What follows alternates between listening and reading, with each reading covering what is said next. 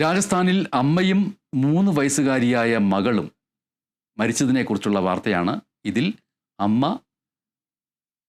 തൻ്റെ 3 വയസ്സുകാരിയായ മകളെ തീ കൊളുത്തി ജീവനൊടുക്കുകയായിരുന്നു. സ്ത്രീധനത്തിൻ്റെ പേരിലാണ് ആത്മഹത്യ ചെയ്തതെന്ന് പോലീസ് പറയുന്നു.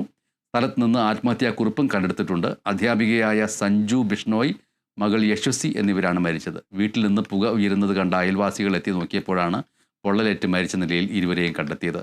സ്ത്രീധനത്തിൻ്റെ പേരിൽ ഭർത്താവും മാതാപിതാക്കളും സഹോദരിയും ചേർന്ന് തന്നെ നിരന്തരം മർദ്ദിക്കാറുണ്ട് എന്ന് ആത്മഹത്യാക്കുറിപ്പിൽ പറയുന്നു. പോലീസ് അന്വേഷണം ആരംഭിച്ചിട്ടുണ്ട്. ഈ വാർത്തയിലെ ഏറ്റവും പ്രധാനപ്പെട്ട കാര്യമെന്ന് പറയുന്നത് രാജസ്ഥാനിൽ അമ്മയും 3 വയസ്സുകാരിയായ മകളും സ്വയം തീ കൊളുത്തി ആത്മഹത്യ ചെയ്തു എന്നുള്ള നിലയ്ക്കാണ് ഈ വാർത്ത നമ്മുടെ മുന്നിലേക്ക് വരുന്നതെങ്കിലും അത് തെറ്റാണ്. വാസ്തവത്തിൽ രാജസ്ഥാനിൽ അമ്മയാണ് ആത്മഹത്യ ചെയ്തത്. 3 വയസ്സുകാരിയായ മകളെ അവർ ആദ്യം തീ കൊളുത്തുന്നു, പിന്നെ സ്വന്തം ശരീരത്തിലും തീ കൊളുത്തുന്നു. അല്ലാതെ ആ 3 വയസ്സായിട്ടുള്ള മകൾ ആത്മഹത്യ ചെയ്യാൻ തീരുമാനിച്ചിട്ടില്ല. അതുകൊണ്ട് രാജസ്ഥാനിൽ അമ്മയും 3 വയസ്സുകാരിയായ മകളും സ്വയം തീ കൊളുത്തി ആത്മഹത്യ ചെയ്തു എന്ന് പറയുന്നത് ഉചിതമല്ല, അത് തെറ്റുമാണ്.